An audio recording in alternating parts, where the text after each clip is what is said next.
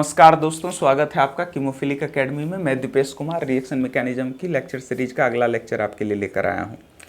देखिए, हम लोग रिएक्शन मैकेनिज्म पढ़ रहे थे और रिएक्शन मैकेनिज्म के पिछले लेक्चर में हमने E2 एलिमिनेशन स्टार्ट किया था और E2 एलिमिनेशन में हमने कुछ एग्जाम्पल्स के थ्रू उसको देखने की कोशिश की थी। और एक पार्ट जो हमने उसमें सबसे इंपॉर्टेंट डिस्कस किया था, that is anti periplanar stereochemistry of groups are essential in E2 elimination. ठीक है, देखते हैं जरा सा। देखिए, अगर हम स्टीरियोकेमिस्ट्री की बात करें तो क्या होगा, निकलने वाले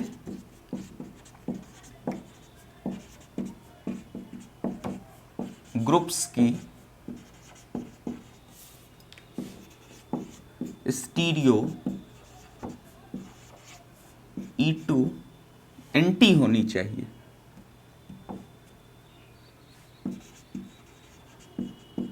एंटी होनी चाहिए। समझ रहे हो मेरी बात को? ये बात है, निकलने वाले जो भी ग्रुप निकलेगा एलिमिनेशन होके, वो दोनों आपस में एंटी होना चाहिए। तो अब क्वेश्चन ये उठता है कि भाई एंटी क्यों होना चाहिए? तो एंटी इसलिए होना चाहिए क्योंकि इसके कई सारे रीजंस हैं, बट हम आपको कुछ ऑथेंटिक रीजंस बताएंगे। सबसे पहला रीजन ये है कि ट्रांजिशन स्टेट की स्टेबिलिटी सबसे ज़्यादा होती है। और दूसरा रीजन ये है कि अगर एंटी होगा दोनों ग्रुप तो बैक साइड अटैक की पॉसिबिलिटी बहुत इंक्रीज हो जाती है। और आपको पता है कि E2 एलिमिनेशन जो भी हम देख रहे हैं वो SN2 के जैसा होता है। और जैसे कि SN2 में बैक साइड अटैक प्रीफर किया जाता है, उसी तरह E2 में भी बैक साइड अटैक ही प्रीफर किया जाता है।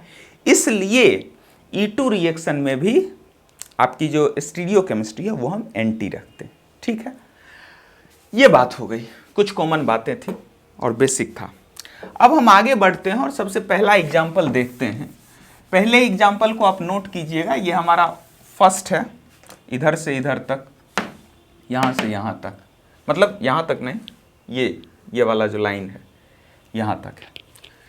देखो, कुछ नहीं है, ए में जो कंपाउंड दे रखा है वो आपका इरिथ्रो है और बी में जो दे रखा है वो थ्रियो है। थ्रियो और इरिथ्रो दोनों पे हमको क्या करवाना है? E2 एलिमिनेशन करवाना है, OH का अटैक करवाना है। तो अटैक करवाने से पहले हमको पता है कि स्टीरियोकेमिस्ट्री कैसी होनी चाहिए, लिविंग ग्रुप की एंटी पेरिप्लेनर होनी चाहिए। तो एंटी पेरिप्लेनर हम करवाएंगे और उसके लिए हम क्या करेंगे? 100 हॉर्स कॉन्फ़िगरेशन बनाएंगे, मतलब 100 हॉर्स में लिख लेंगे दोनों को। तो इसको अगर आप 100 हॉर्स में लिखें, देखिए हमने लिख रखा है, आप खुद से लिख के ट्राई कीजिएगा कि 100 हॉर्स में कैसे लिखेंगे, तो आपके स्टीरियो की भी थोड़ी प्रैक्टिस हो जाएगी। तो इसको आप 100 हॉर्स में लिखें तो ये ऐसा आएगा। अब आपको पता है कि ये बॉन्ड रोटेट होने के लिए फ्री है, तो ये बॉन्ड अगर रोटेट हो सकता है तो इसको रोटेट करवाएंगे हम। अब देखो क्या किया हमने कि PH, H और Br ये जो है इसको इसी तरह से रख लिया और H, CH3 और PH इसको हमने रोटेट करवा दिया, तो ये ऐसा आ गया। और इस केस में अगर आप देखें तो ये आपको दिख तो जाएगा एंटी, लेकिन एक बार और हम इसको मूव करवा सकते हैं। तो देखिए, एक बार फिर हमने ऐसा कर दिया। कारण बता रहा हूं मैं आपको। दूसरे कंडीशन में क्या है, दूसरे में फिर से हमने इसको मूव करवाया तो यहां पर आपको ये एंटी दिख रहा होगा। अब देखो, हमको जो करवाना है रिएक्शन, मतलब OH का न्यूक्लियोफाइल बेस का जो अटैक करवाना है वो इसमें करवाना है और इसमें करवाना है। क्यों करवाना है? क्योंकि ये आपका देख रहे होंगे कि ये H और ये Br दोनों एक दूसरे के आपको एंटी दिख रहा होगा, और यहां पर आप देखेंगे H और Br दोनों एक दूसरे के सिन दिख रहा होगा। कैसा? सिन। तो हमको यही करके देखना है कि क्या सिन रिएक्शंस होते हैं और क्या एंटी रिएक्शंस होते हैं, क्या दोनों चीजें पॉसिबल हो पाती हैं। तो अगर आप देखें, इसमें हम अगर इसके ऊपर लगा दें आपका OH,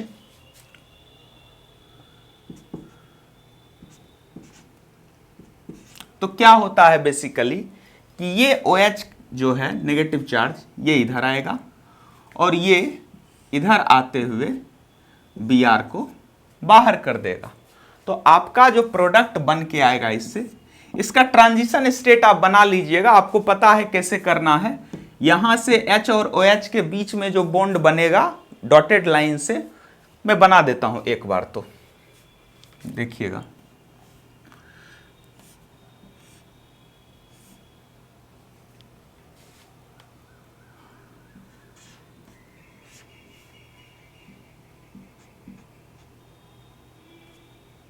ठीक है,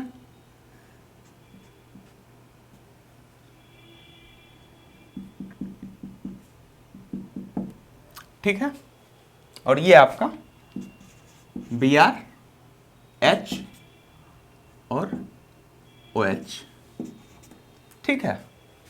अब देखो PH and CH3 PH and H, समझ रहे हो? ये बात हो गई। अब इससे जो बन के आता है प्रोडक्ट आपका, ऑब्वियस सी बात है कि ये आपका फॉर्मिंग होगा, ये आपका ब्रेकिंग होगा, ये आपका फॉर्मिंग होगा और ये आपका ब्रेकिंग होगा। तो फाइनल प्रोडक्ट आपका कुछ इस तरह से बन के आता है, PH CH3 और PH H। समझ रहे मेरी बात? फाइनल प्रोडक्ट आपका कुछ इस तरह से बन के आता है। अगर आप इसका सोहर्स कॉन्फ़िगरेशन न्यूमान बनाएं तो उससे भी आपको पता चल जाएगा कि क्या होगा। समझ रहे हैं? अब देखिए एक बात और देखिए, ये इसकी बात हो गई फर्स्ट वाले की। इसमें देखो ये आपका कैसा है, सिन दे रखा है। अगर आप इसमें OH का अटैक करवाएं तो ये इधर आएगा और आपके हिसाब से इसको इधर आना चाहिए और इसको इधर जाना चाहिए, जिससे बनने वाला प्रोडक्ट पॉसिबल नहीं है, क्योंकि ये एंटी पेरिप्लेनर स्ट्रक्चर नहीं है, इसलिए ऐसा नहीं होगा। तो ये बात हो गई फर्स्ट एग्जांपल की, ए की। अब चलो बी को देखते हैं। बी वाले में क्या होता है, एक और काम करना, इसका जो आपका ये सोहर्स स्ट्रक्चर बनेगा वो भी आप बना लीजिएगा, तो वो कुछ इस तरह से बनेगा। आप बनाकर देखिएगा इसका सोहर्स। अब देखो बी वाले को देखो तुम, इसका आप ये सॉरी गलती से सोहर्स बोल दिए, इसमें न्यूमान बना के देखिएगा। सोहर्स तो बना रखे हैं, तो इसमें देखिए, इसमें भी हम बना रखे हैं। फिर वही है, एंटी करना है, सबको एंटी कर दिए। अब इधर वाला जो है आपका H और Br आपको एंटी दिख रहा होगा और इधर वाला H और Br आपको सिन दिख रहा होगा। तो यहां पर भी अगर आप OH का अटैक करवाएं तो ये इधर आके, ये इधर आके और ये इधर आके आपका जो प्रोडक्ट बनेगा वो नहीं बनेगा। लेकिन इस केस में OH का अगर आप अटैक करवाओगे तो ये इधर आके, ये इधर आके और ये इधर आके आपका प्रोडक्ट बन जाएगा और यही प्रोडक्ट बन के, या कर लो, ठीक है। तो Me PH और PH H, ठीक है, उससे प्रोडक्ट फॉर्मेशन हो गया। तो ये बात किसकी कर ली हमने, ये बात हो गई दोनों की। प्रोडक्ट बनाना हमने सीख लिया कि कैसे बनेगा। लेकिन एक बात जो इसमें और समझने लायक है वो क्या है, वो ये बात है कि भाई प्रोडक्ट तो बन गया हमारा, लेकिन दोनों के रेट में बहुत ज्यादा फर्क होता है। फर्स्ट वाला जो रिएक्शन है, ए वाला पार्ट, वो एक स्लो रिएक्शन होता है, मतलब एंटी वाले की बात कर रहा हूं जिसमें कि हो रहा है, और बी का जो एंटी वाला पार्ट है वो फास्ट होता है। इसका रीजन क्या है? इसका रीजन ट्रांजिशन स्टेट की स्टेबिलिटी से दिया जाता है। बी वाला जो है उसके ट्रांजिशन स्टेट में हिंड्रेंस कम है और चूंकि हिंड्रेंस कम है, इस वजह से बी वाला जो प्रोडक्ट का फॉर्मेशन होता है वो ज्यादा तेजी से होता है, उसका रेट ज्यादा होता है एज कंपेयर टू ए वाले से। अब क्वेश्चन उठता है कि हिंड्रेंस किसका है, तो हिंड्रेंस इस दोनों पीएच का है। ये दोनों जो पीएच लगा हुआ है यहां पर आप देखेंगे, पीएच, अगर आप इस पीएच का स्ट्रक्चर बनाए ना तो ये कुछ इस तरह से बनता है कि इस दोनों के बीच में मतलब ऐसा कुछ बन के आता है। मतलब अगर आप बना के देखें तो बिल्कुल पीएच और पीएच ऐसा दिखेगा कि ये दोनों आपस में एक दूसरे को हिंड्रेंस क्रिएट कर रहा है, जिस हिंड्रेंस की वजह से ये जो प्रोडक्ट है उसका मतलब ट्रांजिशन स्टेट है, उसकी स्टेबिलिटी घट जाती है, और ट्रांजिशन स्टेट की स्टेबिलिटी घटने की वजह से आपका जो रेट है रिएक्शन का वो भी घट जाता है। नोट कर लीजिए इसको। अगला दोनों क्वेश्चन देखिए। ये दूसरा क्वेश्चन जो है इसमें क्या कर रखा है, पहले ए को देखो, यहां से इधर ए है, ये जो आपका है ये ए है और ये बी है। पहले ए को देखेंगे फिर बी को देखेंगे।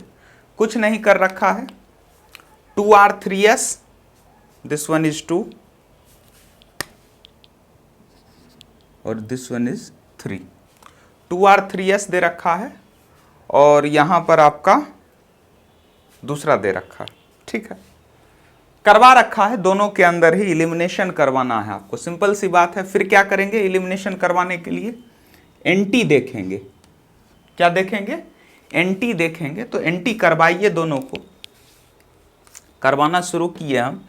सोहॉर्स बनाए इसका CH3DBr, ठीक है, CH3DBr।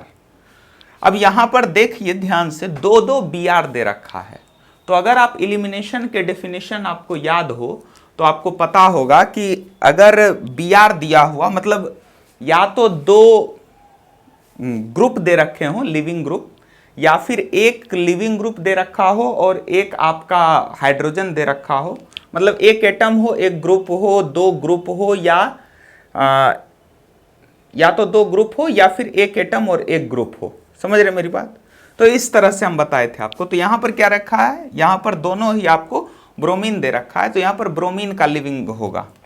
तो ब्रोमीन को लीव करवाने के लिए आपको दोनों ब्रोमीन को एंटी पोजीशन पे लाना होगा, जो कि हम यहां पर ले आए हैं। ठीक है, ले आए। अब यहां पर अगर आप I- का अटैक करवा दें, ठीक है, तो ये I- इस Br के ऊपर अटैक करके ये इधर शिफ्ट करके इस Br को बाहर निकाल देगा, और इससे जो प्रोडक्ट बन के आएगा आपका वो कुछ इस तरह से बन के आएगा। ध्यान से देखिएगा, इधर मत देखो, इधर देख लो। इसका प्रोडक्ट कुछ इस तरह से बन के आएगा। ये CH3D और दूसरा जो आपका होगा DCH3, ट्रांस प्रोडक्ट कुछ हमको मिलता है इससे। लेकिन देखो, हम जो भी एग्जाम्पल करवा रहे हैं सब में E2 ही करवा के देख रहे हैं, बस उससे कोई कॉन्सेप्ट निकल के आ रहा है। अब देखो दूसरे वाले में हम देखते हैं, दूसरे वाले में ऐसा कुछ दे रखा है। तो इसको जब आप एंटी करेंगे दोनों को, तो ये कुछ इस तरह से बन के आएगा, दोनों Br एंटी हो गया। बड़ा करके हम लिख देते हैं, कुछ ऐसा है।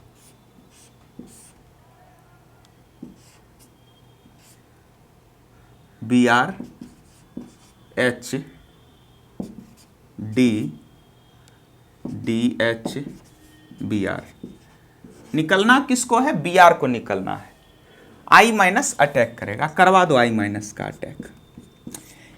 इस केस में जब आप I- का अटैक करवाते हैं तो E2 ना हो करके SN2 रिएक्शन हो जाता है, और ब्रोमीन बाहर तो निकलता है लेकिन उसके साथ में आयोडीन जुड़ जाता है, जहां से ब्रोमीन बाहर निकलता है उस जगह पर।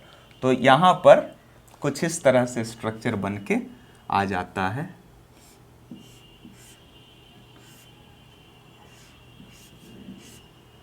देखिएगा, H D I D H और Br। देख पा रहे हैं आप, कुछ इस तरह से ये स्ट्रक्चर हमारा बन के आ जाता है। अब देखो इसके बनने के बाद अब क्या है, अब फिर से इसमें आप रोटेशन करवाएंगे और इसमें अगर आप रोटेशन करवाएंगे तो फिर से इसको करो, ये कुछ इस तरह से हो जाएगा आपका।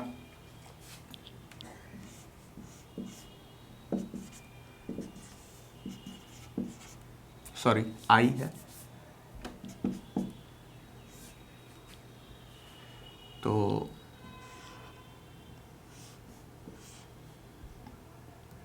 आई और डी एच देख पा रहे हैं आप। या तो आप इसको रोटेट करवा सकते हैं, यहां बी आर कर दो, आई नहीं बी आर। या तो आप इसको रोटेट करवा सकते हैं या फिर आप इसको रोटेट करवा सकते हैं। हम इसको रोटेट करवाएं, आप इसको भी करवा सकते हो, करवा लेना। अब इसके ऊपर फिर से आप क्या करेंगे, आई माइनस का अटैक करवाएंगे। अब जब आप आई माइनस का अटैक करवाएंगे तो अब यहां से इलिमिनेशन होगा और फाइनल प्रोडक्ट जो आपका बन के आएगा वो सिस बन के आएगा। देखिएगा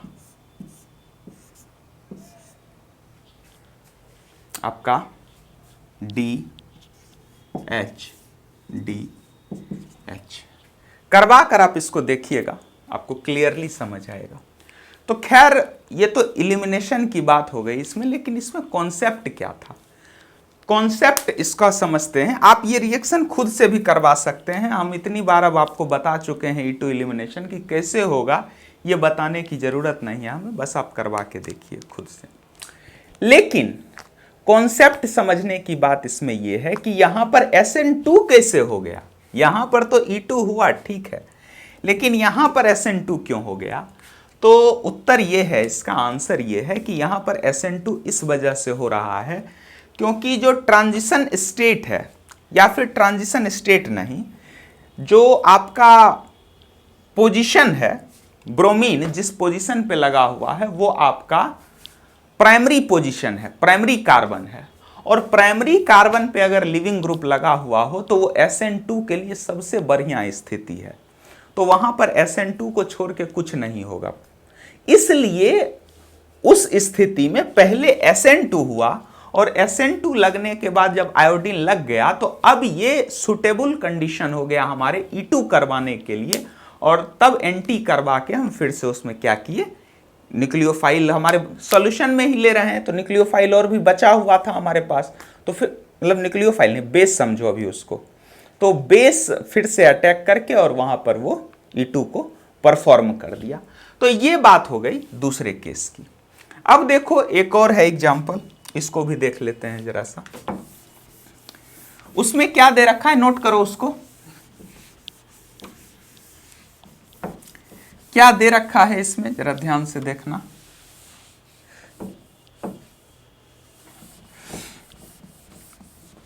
देखिए अगर आप दोनों केस को देखें ना, उसमें ए और बी को, तो इसका प्रोडक्ट हम बना के दिखाते हैं आपको। सिंपल है, दोनों केस में आपको E2 करवाना है, तो चाहे आप ए में करवाएं E2, चाहे आप बी में करवाएं, बहुत साधारण सी बात है। NaOMe दे रखा है, क्या करेगा, OMe क्या करेगा, हाइड्रोजन को रिमूव करेगा, और हाइड्रोजन को रिमूव करके और वो हाइड्रोजन लिविंग ग्रुप को बाहर निकाल देगा, बस यही बात। तो यहां पर OMe माइनस अगर आप कर दें तो ये इधर अटैक करके ये इधर आके और इस Br को बाहर निकाल देगा, और आपका जो फाइनल प्रोडक्ट आ जाएगा वो कुछ इस तरह से आ जाएगा, 1 2 3 3 2 5 2 7 C3H7 C triple bond C3H7, ये बन जाएगा इस केस में।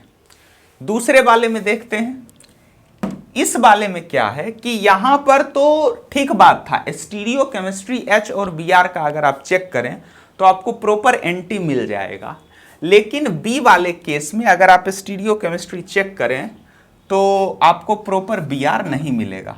यहां पर कंडीशन कुछ अलग है, Br इधर है और H इधर है।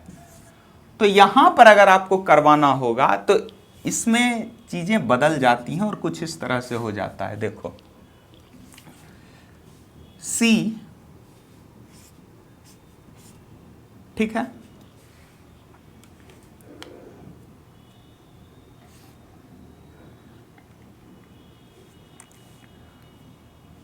देखो बताते हैं हम आपको। Br यहां लगा रखा है और CH2 यहां लगा रखा है। हम कुछ ऐसा बताए हैं आपको कि सिर्फ और सिर्फ डबल बॉन्ड के ही आसपास होगा। ये हम कुछ कंडीशन बोले थे कि सिर्फ डबल बॉन्ड के बगल वाला ही निकलेगा या दूसरे डबल बॉन्ड से ही निकलेगा हाइड्रोजन। ऐसा तो है नहीं, दूसरे वाले से भी निकल सकता है। तो इस केस में अगर आप इस CH2 को देखें, देखो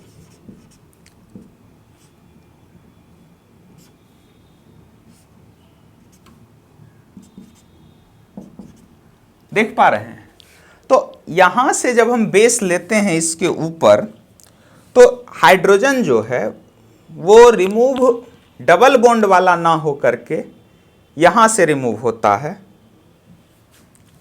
ठीक है। OMe ये इधर से लेगा और ये इधर डबल बॉन्ड बनाते हुए इस Br को बाहर कर देगा और फाइनली जो आपका प्रोडक्ट बन के आता है वो कुछ इस तरह से आता है, CH3 CH2 CH double bond C double bond CH और C3H7, ठीक है। तो ये बन के आता है हमारा इससे प्रोडक्ट। अगर आप इस प्रोडक्ट को ध्यान से देखें तो ये क्या है, एलीन है, एलीन।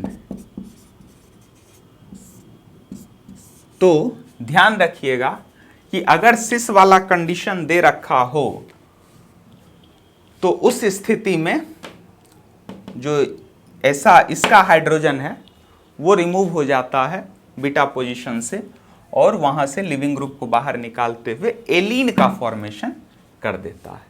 तो ये कुछ बातें हो गई, कुछ एग्जांपल्स, इसको नोट कीजिए, फिर हम अगले एग्जांपल्स पे चलते हैं। अब देखिए अगला केस की तरफ हम लोग बढ़ते हैं। अगला जो केस है हमारा वो क्या है, साइक्लोहेक्सेन का केस है। क्या है, साइक्लोहेक्सेन।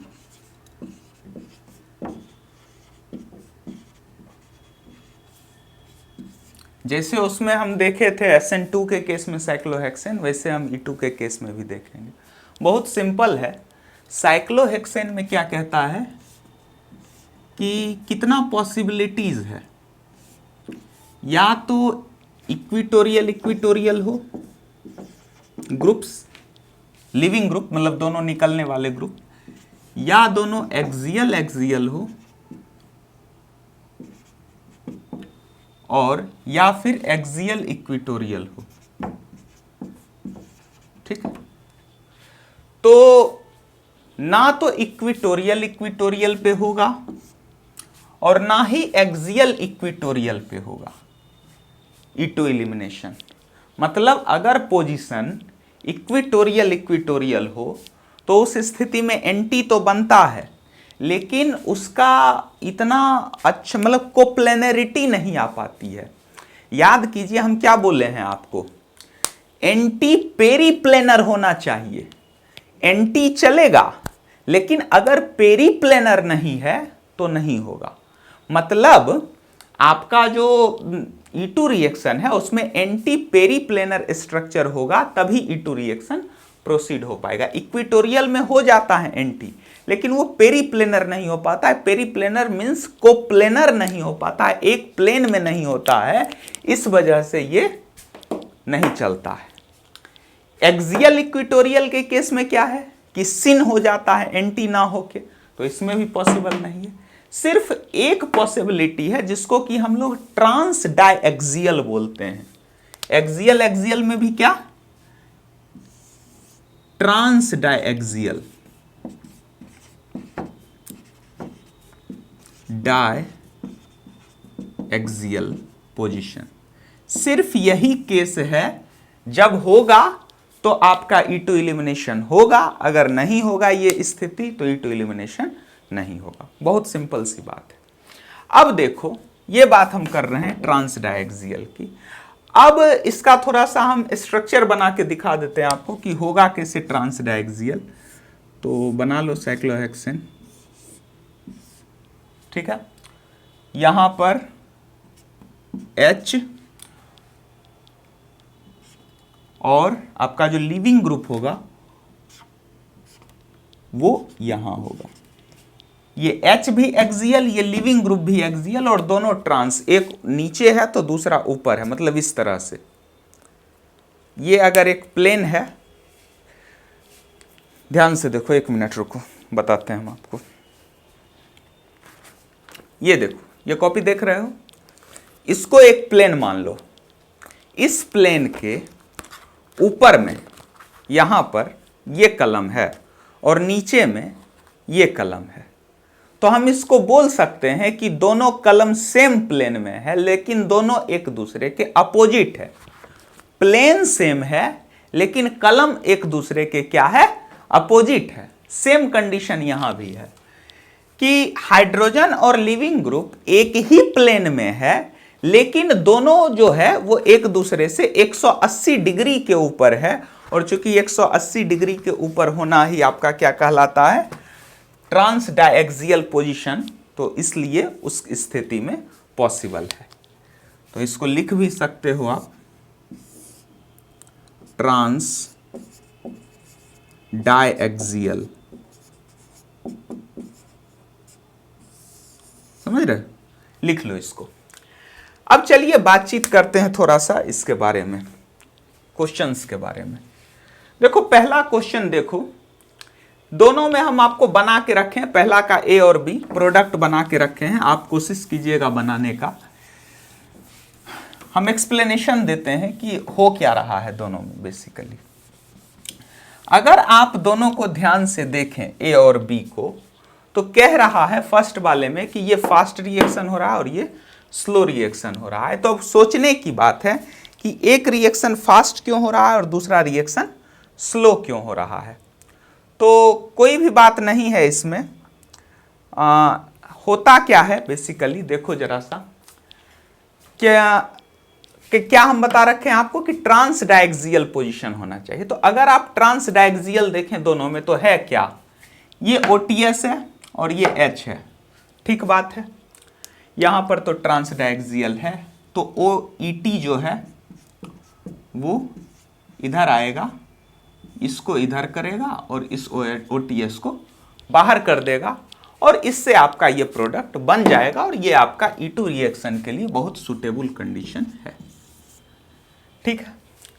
याद रखिएगा, जब भी आपको साइक्लोहेक्सेन का केस दे रखा हो तो हमेशा कोशिश कीजिएगा कि चेयर बना के ही थोड़ा सा एडजस्ट करें। हम बहुत कम स्थिति में स्टीरियो केमिस्ट्री के बारे में कहते हैं करने के लिए, लेकिन ये थोड़ा सा क्रूशियल है, इसमें थोड़ा सा स्टीरियो केमिस्ट्री का ध्यान रखना पड़ता है।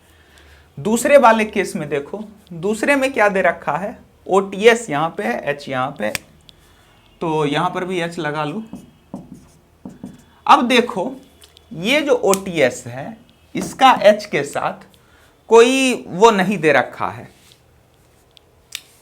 मतलब कुछ ऐसा नहीं है कि ये OTS और H। एक और बात का ध्यान रखना कि हम थोड़ा सा सिस्टम को रिजिड बनाने के लिए, ये जो सिस्टम है हमारा, इसमें फ्लिपिंग को कम करवाने के लिए, जिससे कि फ्लिपिंग पॉसिबल ना हो पाए, उसके लिए यहाँ पर ये बल्कि ग्रुप लगा देते हैं। ये बल्कि ग्रुप लगाने की वजह से सिस्टम में थोड़ी सी रिजिडिटी आ जाती है, उसको घुमाना कठिन हो पाता है। और याद रखिएगा कि ये जो बल्कि ग्रुप यहाँ पे लगा हुआ है, ये हमेशा इसी पोजीशन पे लगता है।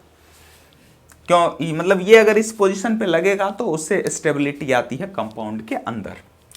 तो ये बात हो गई। अब देखो इसके केस में, यहां पर अगर आप देखें तो OTS और H कोई ट्रांस डायएक्सियल पोजीशन नहीं बना रहा है, और चूंकि ये ट्रांस डायएक्सियल पोजीशन नहीं बना रहा है, तो इस वजह से क्या होता है कि आपका जो OTS है उसको निकालना संभव नहीं है।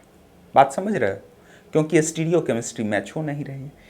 लेकिन हम प्रोडक्ट बना के रखे हैं।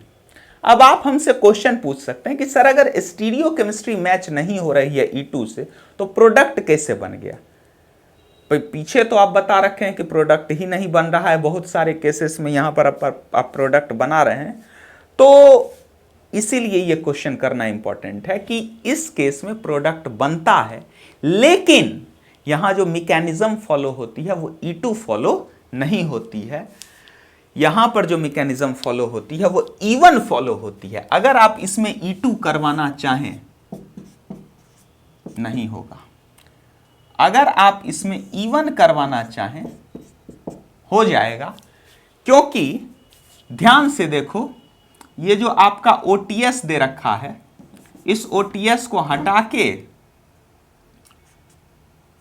और यहां पर पॉजिटिव चार्ज लगा के देखो, आपको दिख जाएगा सीधा कि ये सेकेंडरी कार्बोकेटायन बन रहा है और सेकेंडरी कार्बोकेटायन स्टेबलाइज होता है, और चूंकि ये सेकेंडरी कार्बोकेटायन स्टेबलाइज होगा इस वजह से यहां पर जो मैकेनिज्म होगी वो E1 मैकेनिज्म होगी और E1 मैकेनिज्म के थ्रू यहां पर प्रोडक्ट का फॉर्मेशन होगा। चूंकि हम आपको E1 मैकेनिज्म नहीं बताए हैं अभी तक, इस वजह से हम इसको आगे डिस्कस नहीं करेंगे। बस ये ध्यान में रखिएगा कि यहां पर जो प्रोसेस हो रहा है वो ये प्रोडक्ट का फॉर्मेशन यहां से यहां जो आ रहा है वो E1 मैकेनिज्म से हो रहा है, E2 से नहीं हो रहा है। अब देखो अगला केस है, इस पे चलते हैं हम लोग। इसमें क्या दे रखा है? कुछ भी नहीं है, बहुत सिंपल है केस।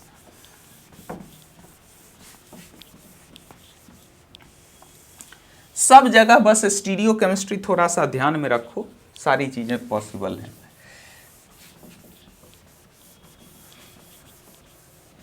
कोई बड़ी चीज नहीं है, ध्यान से देखो इसको। क्या दे रखा है आपको?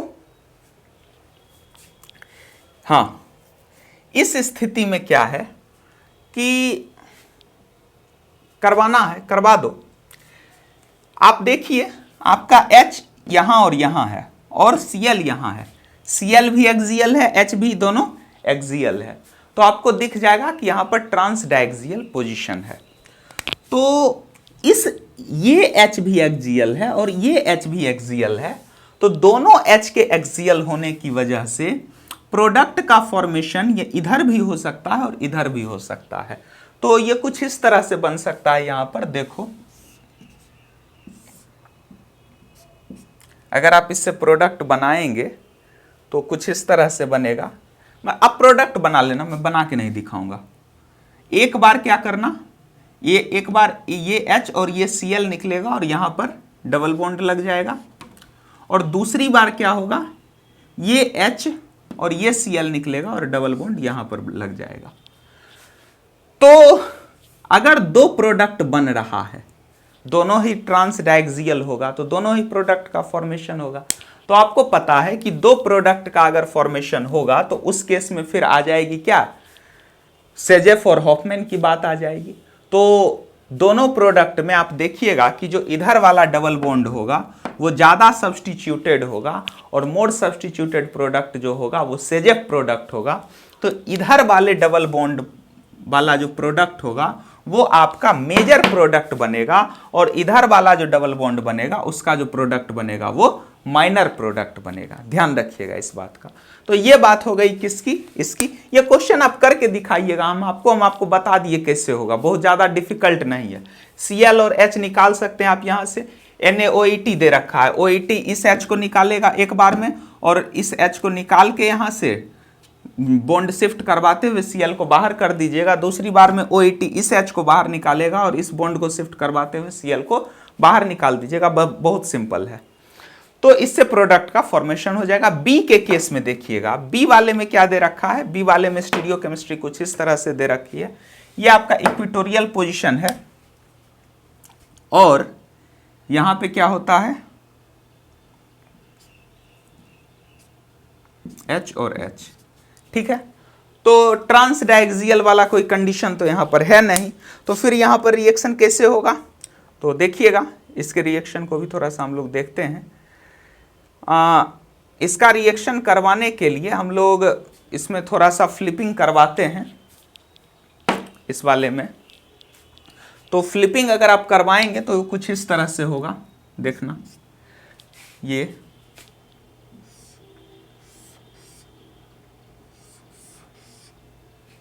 ठीक है। इधर लगा दो CH3H, इधर लगा दो HH, ठीक है। यहां कर लो HCl, ठीक है। और इधर कर दो CHMe2 और H, ठीक है। अब देखो ध्यान से, ये जो दो स्ट्रक्चर हम बनाए हैं, चाहे ये हो चाहे ये हो, इस दोनों स्ट्रक्चर में से जो ये वाला स्ट्रक्चर है, ये आपके E2 एलिमिनेशन के लिए तो मतलब एनर्जी के पॉइंट ऑफ व्यू से अगर हम देखें, E2 एलिमिनेशन कैसे करवाना है हमको, E2 एलिमिनेशन करवाने के लिए हमको ट्रांजिशन स्टेट की स्टेबिलिटी भी देखनी होती है और एंटी पेरिप्लेनर स्ट्रक्चर भी देखना होता है। तो ये वाला जो स्ट्रक्चर है वो एनर्जी की दृष्टिकोण से तो ठीक है, क्योंकि हर पोजीशन, ये जो ग्रुप है ना, ये बल्की ग्रुप है और हम आपको बता चुके हैं कि बल्की ग्रुप इसी पोजीशन पे होना चाहिए।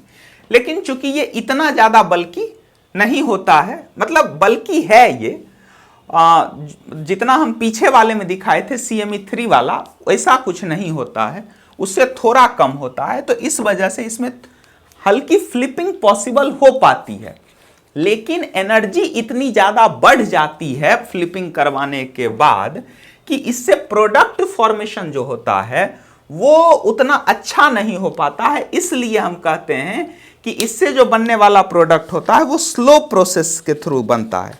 कैसे बनता है?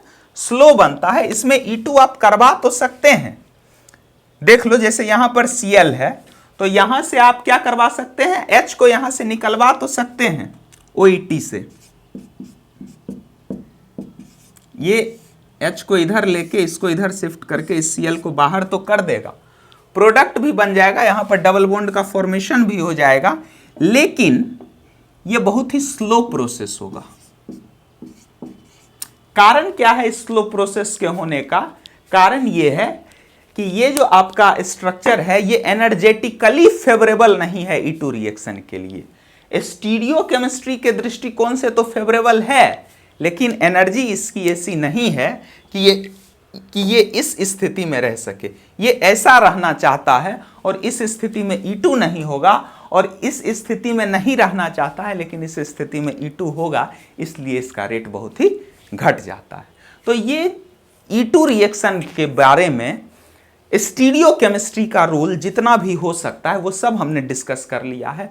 अब इसमें कुछ और रिएक्शंस हम देखेंगे, वो अलग तरह के होंगे। अब हम अगला जो अपना लेक्चर लेंगे वो हमारा सिन एलिमिनेशन के ऊपर होगा। तो आगे हम सिन एलिमिनेशन देखेंगे, उसी के अंदर हम पायरोलिसिस देखेंगे, पायरोलिसिस ऑफ एसीटेट देखेंगे, और सारी चीज़ों को समराइज करते हुए फिर हम आगे बढ़ेंगे। तो आज के लिए इतना ही। Thank you so much. आगे देखते रहिए आप लोग, चैनल को सब्सक्राइब कीजिए, लाइक कीजिए, शेयर कीजिए, और फ्रेंड्स को भी बताइए कि ये कोर्स जो हम डिस्कस कर रहे हैं ये स्पेसिफिकली MSc एंट्रेंस का कोर्स है और इसी को हम लोग आगे बढ़ाएंगे। Okay, thank you.